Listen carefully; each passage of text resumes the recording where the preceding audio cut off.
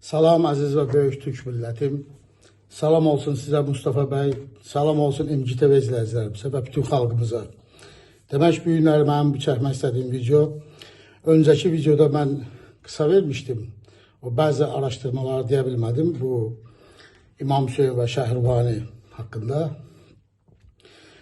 Və bu günləri baş verən görsəsi oyunda, İran-İsrail savaşında və həm də bu günlərdə İstanbul Dolmabahçe'də BlackRock şirkətinin başında duranlardan biri Larry Fink və Dünya Davos Ekonomi Forumusunun başında duran Larry Fink'in Dolmabahçe'də Recep Tayyip Erdoğan'la və Maliyyə Bakanı Əhməd Şimşəklə görüşü və dərhal da geri getməsi, heç bir açıqlama verilməməsi.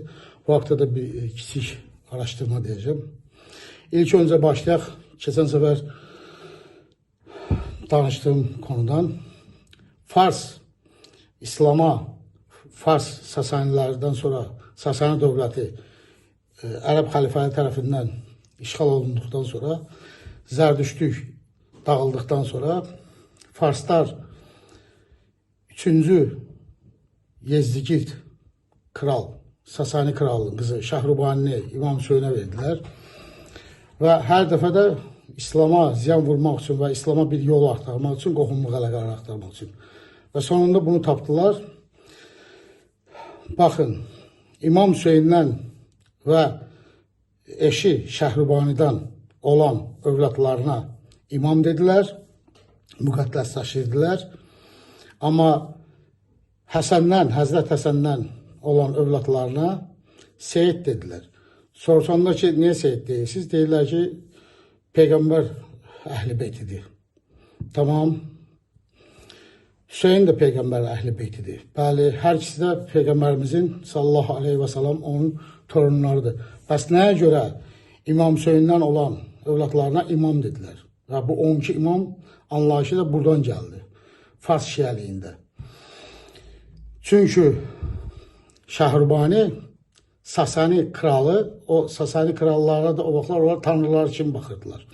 Sasani kralı, Fars kızı Şəhrubanidən olan övladlarına imam dedilər. Ancaq Həsəndən olan övladlarına heç rəhbər bilmədilər. Yalnızca o soydan gələnlərə Seyid dedilər. Burada diqqətlə edin, bir ipucu verim. İsrail oğulları neçə nəfərdir? Neçə qövmdən ibarətdir? 12. İsa Peyğəmbərin neçə həvvarisi var? 12.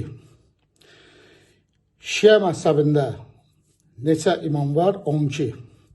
Bugünkü Avropa Birliyi, Avropa Şurası, Avropa Birliyi'nin parlamentinin bayrağında 12 ulduz var. Sizcə bunlar təsadüfdürmü? Nə oldu? Elə bunlar hamısı 12 oldu. Biri 9, biri 11, biri 14 olmadı. Baxın, Siyonistlər İran-İsrail savaşı və Armagedon savaşı deyərək, yəni bu savaşın sonu hələ bilinmir necə olacaqdır. Bunların düşüncələrində Məscid-i Aqsanı yıxmaq və yerində Süleyman tapınaqı yaratmaq, 3-cü Süleyman tapınaqını və bunların gözləntisi olan Mesih, qurtarıcı gələcək. Bu Armagedon savaşında bunlar qalib gələndən sonra bütün dünya bunlar högemonluq edəcəklər. Bu bunların inancındadır. Mesih'i gözləyirlər. Şiə inancında 12-ci imamı gözləyirlər. 12 imam hüzur edəcək və savaşacaqlar, Dəccal'la, Siyonistlərlə gücsü yerindən əldə edəcəklər. Bunlar da bu 12 imam inancında qurtarıcı 12 imamı gözləyirlər. Evangelistlər də həmin bu Məsihin gəlməyini gözləyir. Xristiyan evangelistlər. Yəni birbaşa Siyonizmə qulluq edən xristiyanlardır bunlar. Hansı ki Trump kimiləri. Və bu İran-İslam savaşında get-gedə İranın qalib gəlməsi və İsrailin məhv olunmasına doğru gedən yol, bu həmin o İsraildir ki, bunu quran Anglo-Saksonlar və Rothschild xanədanlığı, Əşkinazlar bugünkü İsrailin üstündən xət çəkmişdilər. Lakin burada böyük bir təhlükə var, nükleer təhlükəsidir. Onu da heç kim dəqiq deyə bilməz.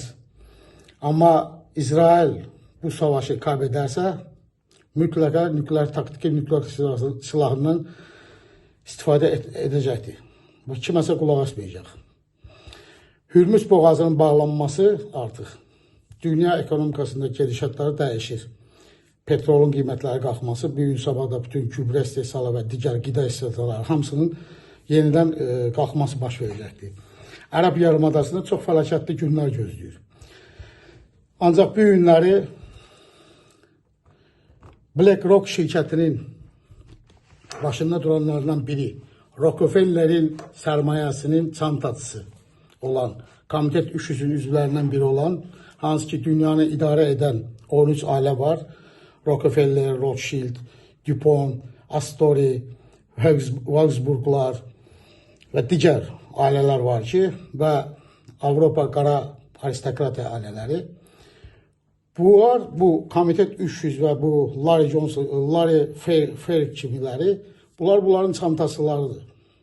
Hətta Dünya Birləşmiş Millətlər Örgütünün təşkilatını quranlar da bunlardır. Dünya Sahə Təşkilatını quranlar da bunlardır. Bu günləri Davos'un, ekonomi Davos'un öncəki başında duran Alman kökənli Schwab artıq oradan Davos'un yaradıcısıydı. Davos'un Dünya Ekonomi Forumunun başında duranı götürdükten sonra bu Larry Fink'i koydular. Larry Fink, üzr istəyirəm, Larry Fink'i koydular. Larry Fink'in birdən-birə bu İran-İsrail savaşının bu qızğın vaxtında Amerikanların da savaşı kaybettiği ucuzluqları vaxtında, hansı ki bunlar kimdi, bu Larry Fink? Bunlar komandası Trump'ı İran-İsrail savaşından zorlayanlardı. Birdən-birə İstanbul'a gəlməyi, Dolmabağçada Recep Tayyip Erdoğan'la görüşməsi və yanında da Maliyyə Bakanı Şimşəklə bir yerdə görüşməsi və nələrin danışıqları gedib, ona heç bir açıqlıq vermirlər və nəyin bazarlığı, nəyin nəsi gedibsi. Bu çox maraqlı və gələcəkdə hansı oyunların getməsini bu İran-İsrail savaşından çox şeyəsidir. Və bəzi araşdırdığım araşdırmalara görə həm Azərbaycanımızı, həm Türkiyəmizi İran-İsrail savaşına soxmaq istəyirlər, zorluyurlar. Və get-gedə də təhlükələr artır. Düzdür, həm Türkiyəmiz, həm Azərbaycanımız bu savaşa qarışmır, bir tərəfli mövqeyini saxlayır. Hətta Azərbaycan İrana da yardımlar etdi. Türkiyəmiz də bu barədə çox ağıllı diplomatik hərəkətlər edir. Ancaq bunların savaşı kaybetməsi, Amerikanın ordusunun məhv olması, İsrailin darmadağın olması, nükleer santrallarının bir bölgesine İran füzelerinin saldırılması, bu füzeler hara dəymişdi? Binalara dəymişdi. Əgər orada bu füzeler Diamond nükleer, İsrailin nükleer santralına, atom elektrik stansiyasında generatora dəysəydi, o generator ki orada soyuducu işine baxır. Yani nükleerin suyunu soyutmaq vəziyyətində saxlayır, tarazlaşdırandır. Əgər o generator dağlardısa, çox bir qısa müddət ərzində o su isinərək, orada radioaktiv partlayış əmələ gəlir, buxarlanma ilə. Çünki o generator işləməsə, nükleer uraniumu, üretilmiş uraniumu qızdırıcı, soyuducu olan su artıq qızmağa başlayır və o da böyük bir partlayış əmələ gətirir. Elə onun özü də bir radioaktiv partlayışdır. Ona görə burada çox təhlükəli oyunlar gedir. Çünki mən öncəki verişlərimdə də demişdim, yazılarımda da var. Bu Leviatan deyilən bölgə Siyonistlərin Ərəb yarımadasından belə və həm də bu günləri Türkiyəmizin artıq küresel oyunculardan birinə çevrilməsi və bildiyiniz kimi ki bu bölgədə Türkiyəsiz nə Orta Doğuda, nə Balkanlarda, nə Qafqazda bu hegemon güclər, globalistlər heç bir şey edə bilməzlər. Ona görə də burada Türkiyə maraqlarıyla razılaşmalıdırlar. Və bu Larry Fink həm də petrol canavarıdır. Çünki Hürmüz boğazı bağlanılan petrolun qalxması, iqtisadiyyatın yenidən dünya iqtisadiyyatının, ekonomikasının döngələrin dəyişməsi, məncə bu Hürmüz boğazından yox, artıq qara yolla Türkiyə üzərindən Ərəbistan və digər bölgələrin petrol borularını Türkiyə üzərindən çəkməklə Avropaya çıxartmaq düşüncəsi var. Çünki bu yaxın günlərdə də bir hərbi Türkiyədə ulusal hərbi ofis yaradırlar. NATO'nun ulusal beynəlxalq hərbi qüvvələrinin ofisini yaradırlar, baş qərargahını yaradırlar bunda Türkiyədə. Bu da Türkiyəmizin həm yenidən güclənməsinə, həm də ekonomi təsirlərinə, ekonomikasının güclənməsinə təsir edəcək. Və bu bölgənin də yenidən həm Azərbaycanı, Gürcüstanı, Ermənistanı Türkiyə nəzdində kontrola götürmək, Rusiyanın etkisindən çıxartmaq və qarşıda gələcək yeni dünya düzenində olan bu müharibələrin, savaşlarını bitirdikdən sonra, yəni bu müharibələr 2030-cu ilə kimi getməlidir bu bölgesel savaşlar. 2030-dan sonra olsa ekonomikanı düzəcəklər, para sistemini düzəldəcəklər. Və bu son vaxt baş verən İran-İsrail savaşından da bir kəlmə deyim. İran 20 ildir bu savaşa hazırlaşırdı. Bilirdi bunun ne var. Və Zagros dağlarının altında, Elbrus dağlarının altında böyük şəhərlər salıblar. Həm füzə istehsalı, həm də yaşayış üçün böyük şəhərlər salıblar. Çünki onlar da bilirdi ki, Amerikan ən güclü bombaları, İsrailin güclü bombaları oranı dağıtmaq üçün 60 metr, 70 metr bəs edir. Amma bunlar 200 metr dərinliyində, bəlkə çox dərinlikdə böyük şəhərlər salmışdılar. Bu savaşı çıxardanlar bu İsrail dövlətini yox eləmək üçündür. Bu tək İran-İsrail savaşı deyil. Bunu bölgesel yaymaq istəyirlər və buna da doğru gedirlər. Bu əslində bu savaş İsrail siyonistlərlə Amerikan ulusalçılar, dərin Amerikalılar arasında gedən savaşdır. Çünki Amerika İsrail lobbiliyindən canını qurtara bilmir. İsrail dövləti qurulandan. Hər il 5 milyar pul verməyi və ondan başqa silah verməyi və hər bütün savaşlara soxmağı artıq bunlardan çəkilmək üçün dərin Amerika dediyimiz Anglo-Sakson və Rothschild eşkines xanədanlığı bu işləri İsrail siyonistlərin, evangelistlərlə savaşlarıdır. Və Çindən çıxan 7 dənə yol xəritəsi var, qarayol, İpək yolu xəritəsi və bu 7 yolun xəritəsinin üzərində gedən savaşdır ki, bunları kim kontrol əlində saxlasa, bu 7 yolu, həm dəniz yolları, həm qara yolları, yeni dünya düzəlində qarşıda gələn 100 ili bütün dünyanın ekonomikasını, parasını, gücünü hamısını o kontrol edəcəkdir. Bütün məsələlər budur. Yoxsa burada insanların ölməyi, milyonlarla insan qırılmağı bunların umurunda deyil. Bu işlər buna gedir. İndi Recep Tayyip Erdoğan'la Dolmabahçe'de görüşür və dərhal geri getməsi, həm də buradan bunu da deyim ki, Larry Fink Netanyahu'nun en yakın dostlarından biridir. Trump'ın da ağasıdır. Trump'ın ağa bəyidir. Trump'ın ipin əlində tutanlardan biridir və Netanyahu'nun da en yakın dostlardan biridir.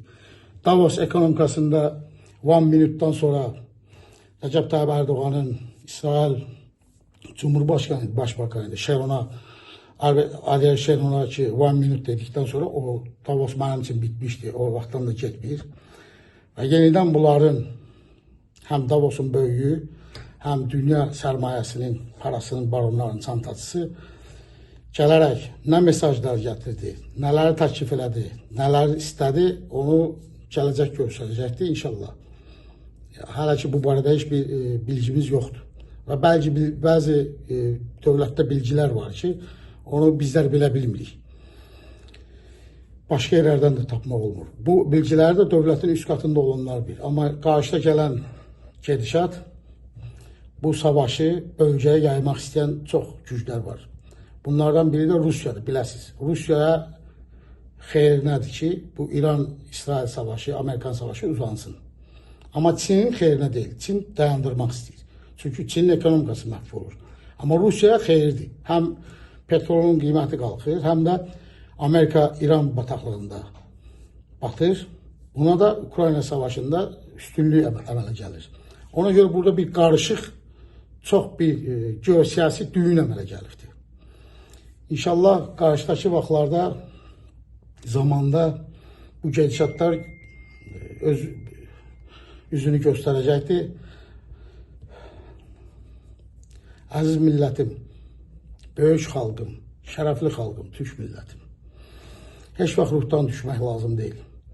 Onsuz da bunların yeni dünya üzərində nə etsələr də, Türk dövlətlərini, bugünkü Türk dövlətlərini və ona da digər Türk dövlətlərini, bağımsız olmayan Türkləri də qoşaraq, Çinlə Rusiya arasında böyük bir Turan Türkistanı quracaqlar. Bunu da Anglo-Saksonlar istəyir. Bunu Ruslar da istəyir ki, Çinlə ikisinin arasında bu Türk qüvvəsi olsun. Rusiyanın dövlət kimi qalması üçün. Hətta ola bilər Rusiya da bu işə gələcəkdə qarışa bilər.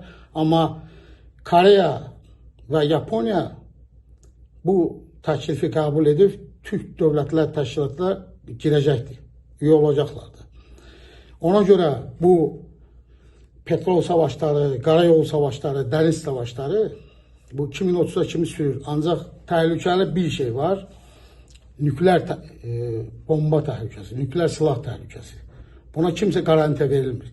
Çünki bəzi Pentagonun yarbayların açıqlamalarında, əməkləmə açıqlamalarında onlar çox şeylər bilirlər. Araşdırmalarında onların İsrailin nükleer silah saldırısına hazırlaşdıqlarını deyirlər. Çünki onlar bilir ki, İran böyükdür. Orada bir dənə nükleer silahsından silah atmaqla, nükleer bomba atmaqla, füze atmaqla heç nə eləməyəcək. Aşağısı bir 4-5 dənə atmalıdır. Amma İran da bir dənə nükleer silah ya balistik silahla İsrail'e saldırsa, İsrail bir dənəsindən yoxa çıxacaqdır. Burada bu qaşqın, köşkün öncədən dediyim kimi bu dalğaların əmələ gəlməsi, insanların, xalqların, millətlərin bir-birinə qarışması, su qıtlığı, qida qıtlığı və bir çox işlərin qarışması bu bölgəni xaosa sürükləyə bilər. İndi bunu inşallah qarşıdakı zamanlarda zaman özü göstərəcəkdir. Və kimsə buradan İran-İsrail savaşı nə ilə bitəcək, İran qalib gələcək, İsrail qalib gələcək, bunu kimsə dəqiqləyə bilməz. Əgər indidən danışırlarsa, yalan danışırlar. Bunun hələ hansı nəticələrə gətirib çıxardacaq, hansı sonluqlara gətirib çıxardacaq, hansı xəsarətlərə gətirib çıxacaq bu savaş, onu bir Allah bilir. Yəni hələ bu savaş artıq çizgisindən çıxdı. Bunların düşündüyü kimi, bu yeni dünya düzəni proyektini yazanlar düşündüyü kimi getmədi. Tam başqa cürə gedir. Ona görə də burada olaylara, hər bir başımızda baş verən hadisələrə dövlətlərimiz diqqət etməlidir. Və neytralitetimizi qoruyub saxlamalıyıq. Bu bir nömrəlidir. Bu savaşa heç cürə hələ ki qarışmaq olmaz. Allah'a amanət olun. Vətən nə Türkiyə, Türkiyə, Türkistan. Vətən böyük məhəbbət Turan. Sağ olun.